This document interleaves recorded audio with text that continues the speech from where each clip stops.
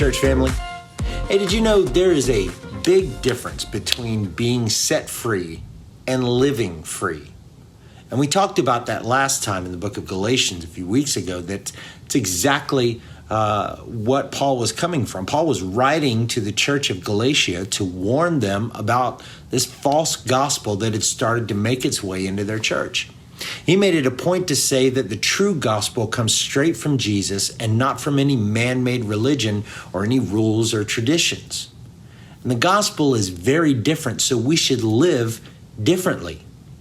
The gospel makes certain demands of us.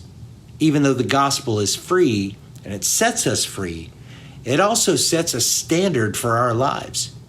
You see, the deepest freedom is found in submitting ourselves to God and His rule and His reign. And then in Galatians Chapter 2, Paul sort of pulls back the curtain on a confrontation that he had with Peter. He said that he saw Peter saying one thing but living something entirely different. And he loves Peter and the church enough to take the opportunity to correct him.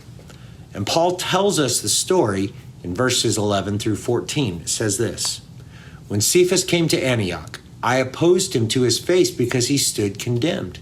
For before certain men came from James, he used to eat with the Gentiles.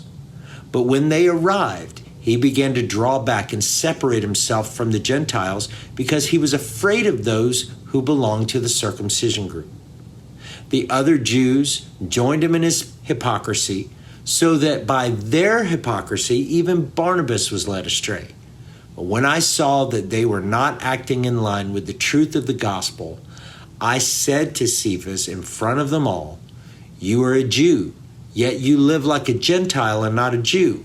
How is it then that you force Gentiles to follow Jewish customs?'" You see, Paul catches Peter doing the same thing that he talked about in chapter 1, adding to the gospel. So Paul calls him out on it. And as we had talked about before, these Judaizers were trying to say that you had to be Jewish before you could be Christian. You had to follow the Jewish customs because Jesus came from the Jewish bloodline. And some are going as far as not wanting to be seen and not wanting to fellowship or eat with the Gentiles when the Jews were around.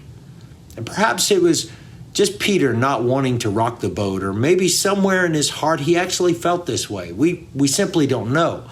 But what we do know is that he was acting one way around the Gentiles and another way around the Jews. And Paul called him out on it. He loved him enough to tell him that he was doing something wrong. You see, the gospel demands unity. True freedom demands unity. And unity cannot ever include exclusivity in any way. And this issue of not wanting to eat around the Jews, not wanting to eat around the Gentiles when the Jews were around, was a symptom of racism and prejudice. These eating habits that separated the Jews and the Gentiles were really a way to call out those people who were the Gentiles. But in the gospel, there is only people, not those people. Paul says in verses 6 through 8, as for those who were held in high esteem, whatever they were makes no difference to me. God does not show favoritism.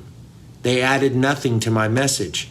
On the contrary, they recognized that I had been entrusted with the task of preaching the gospel to the Jews, just as Peter had been to the Jews.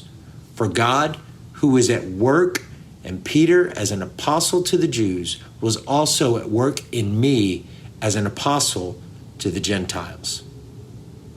Unity is needed in our culture, in our day. We need unity, especially around the gospel, especially around our Christianity. The gospel demands unity. True freedom demands unity, and God, through Jesus Christ, gives us that freedom. God bless you, church family. I'll talk to you next time.